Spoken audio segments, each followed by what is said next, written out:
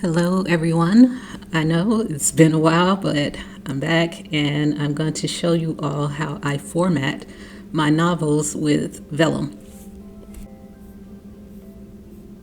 So as you can see, I have formatted both of my previous books with this software. So we're going to import a Word file. There we go. We'll import that. So this is just the first 2 chapters of Pink Moon. If you haven't picked it up, go ahead and do that. The link is in the description. It is a great short read, and it is the prequel to the King Summit. So if you are waiting for the next book in that saga, this is a good hold you over until that one comes out, hopefully later on this year. But back to what we were doing. So I imported my Word file, and as you can see, it automatically set up a table of contents here. But we're going to go back to the title page here, and we'll edit the title info. So for the title, I am going to name this book Sample Book.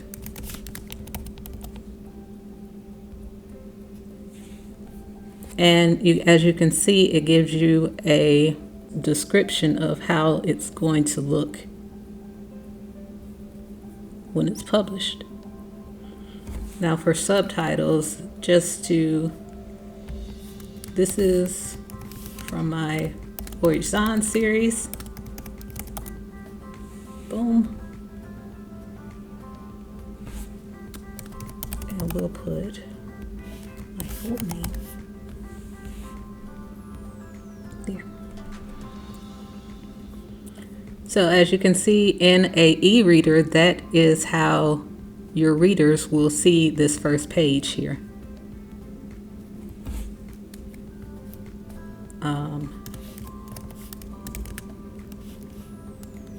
Beyond the stars. Just put that there. So if you have something like that, this was book 1.5 in a series, or really 0.5 because it's a prequel, but yeah. So I'm just showing you all of the stuff that you can put on here. You can also add an author if you are doing if you are doing a companion write with other authors, you can add them in there and delete it. So all of this is very user friendly, very simple. We'll just put a fake ISBN in there. Yeah. And of course they know that that is not a real ISBN, but it will show up on there as well. Title info, ebook cover. So this is, I actually use this for a lot of mine. If you want to do that, no. So we're going to use this just for an example. So as you can see, you can also put your cover within the book for your readers to see. And this is usually like the very first page, and the title info will be the page after that. This is just showing you how your table of contents is going to look to people. You can also choose to add some things in, add element. So as you can see, there's a lot of different options for things that you can add in here. If you want to add, say, a full page image, and we'll just move that up here because this is actually going to be my map. When you add that, the full page image in there, The bleed is too much on there, so we're going to have to keep it right there. Custom title. And this is the map of Oku. Boom. And we can put that up here.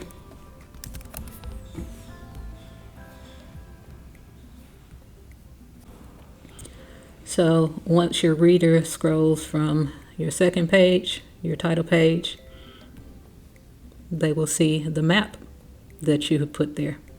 Now, if I go back down here to my add elements, I would like to put a copyright page in there. And as you can see, they automatically give you the copyright statement that you can use there. You can choose to add more to this if you like. Just click on there and add whatever you want in there. You can put the ISBNs for, I would say, like hardback ISBN, blah, blah, blah, blah, blah. And my paperback ISBN, so on, so on, so on. And an interesting thing here that I'm going to put there, you can also add an image.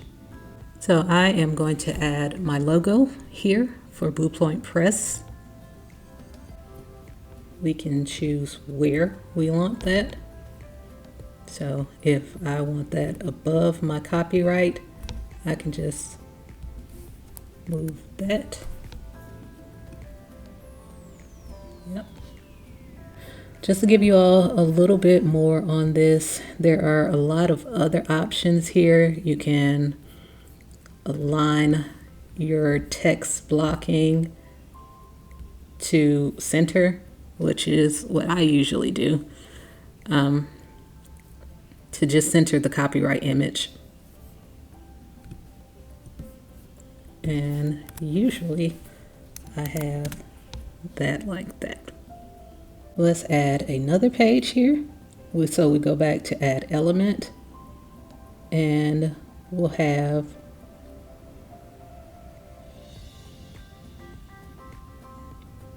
a dedication page. Let's go there.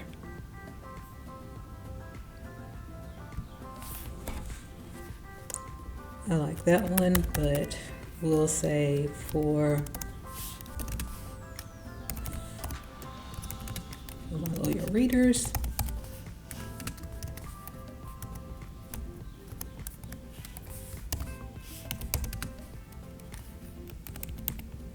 You all are the best. Because they are, right? So I think that is a good place to put that. You can move it around if you want to, but I think that's a good place for the dedication page. I do want a little quote from something, okay? And I'll just use this one that they used here. Of course, you can change it if you want to something else, but I'll just use this one for now. Okay, so let's get into the actual chapters here. So when we go over and we click this little squiggly thing here, not sure what it's called, but it gives us the option of different fonts and templates that we can use. So I'll just click through these so you can see them.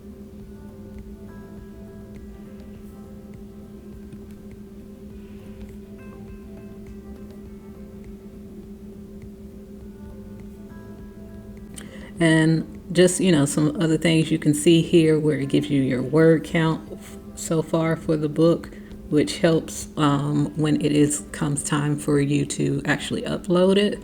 They're going to ask you about that, and if you are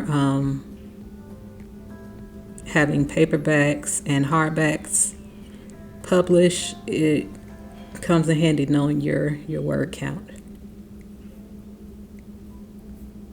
So we go back here. Again, this is what it's looking like. I can toggle through here just to make sure that there aren't any weird spacings in between my chapters. So if you scroll down here,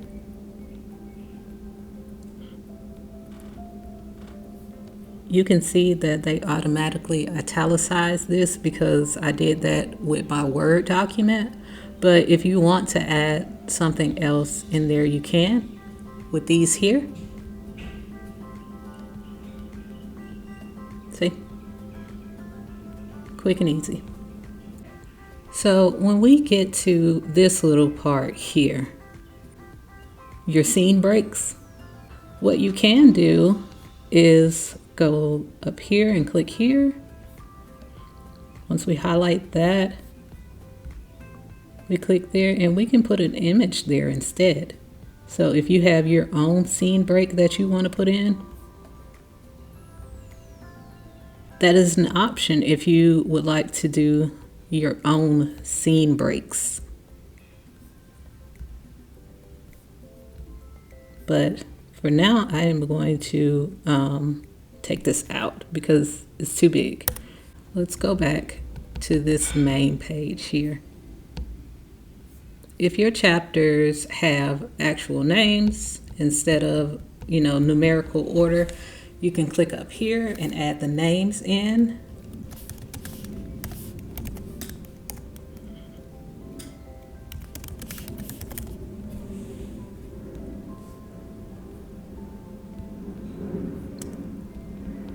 And you can choose to take the numbering out. And there, your chapter has its own name. You can also add a chapter image, a heading image up there, just by clicking on there. We're going to use the same one here. Boom. We move around and show you some other interesting things that you can do with there. Now, I've seen authors do this. I don't particularly care for it, but you can if you mention one of your old books.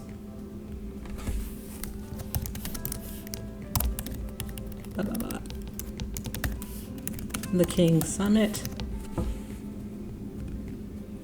You can put a link to that book within it. So you just copy and paste your URL there and it links to your book so that your reader can just click on there to go directly to your book.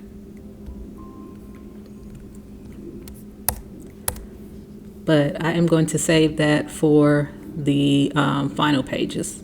All right. Another thing you can do is add a written note here. So this comes in handy if you are, say, writing your protagonist finds like a note or something that says,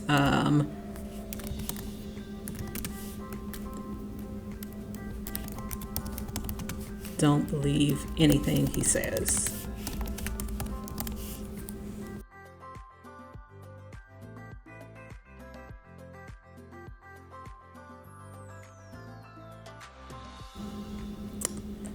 So there are a lot of things, different things that you can use on here. You can also put footnotes in here. So if there is, boom, boom, this word here, I can add a end of chapter note that says this is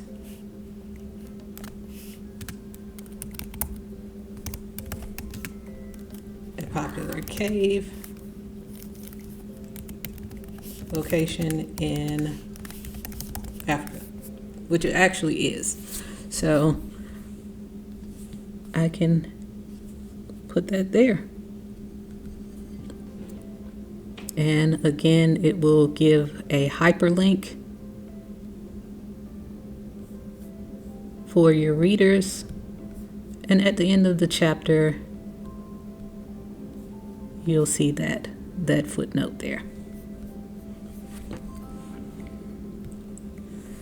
So I'm not going to go through all of these, but there are a lot of different options that you can go through. You can do like text conversations.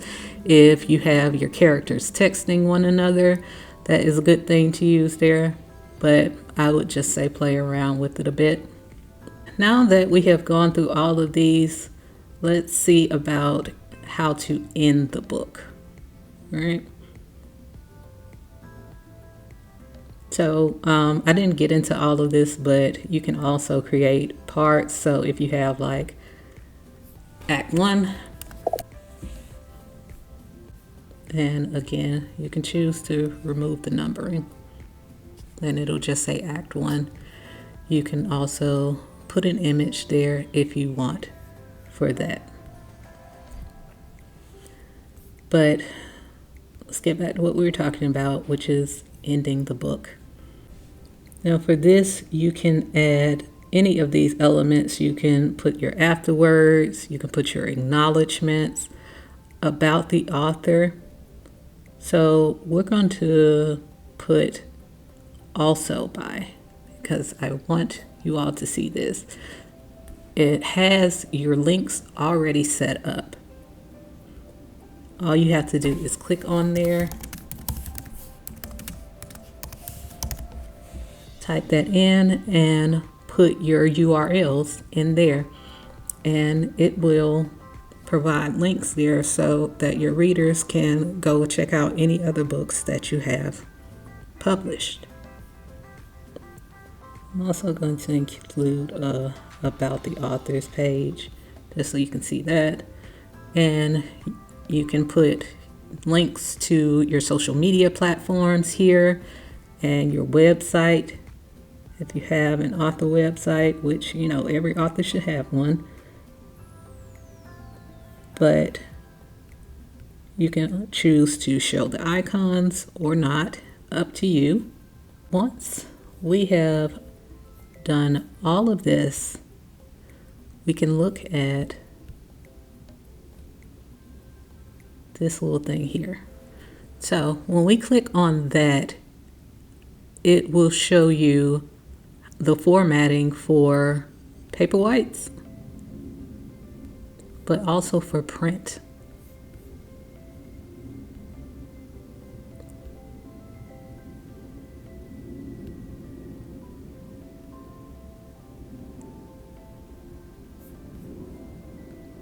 So it toggled automatically back to Paperwhite, but that is the way of seeing that.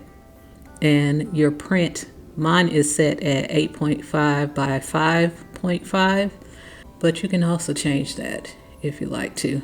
And the way that you would change that is to click File and go to Print Settings. And they have the popular trim settings here, but you can also look at some other ones if you just want a huge book.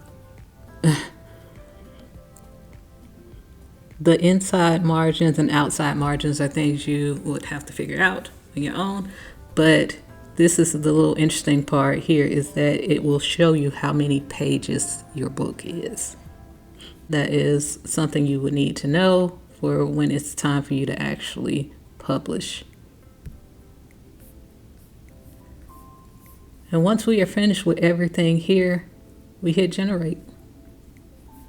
I'm not going to save this, but of course, you know, you would probably want to save your book. And once you hit generate, it will give you all of the formats for all of these publishers. That's it. That is how I format my books with Vellum. I purchased this software years back, so I'm not really sure of the pricing, but I will put a link to it in the description. I hope this helped, and best of luck to you all in your publishing journeys. Bye.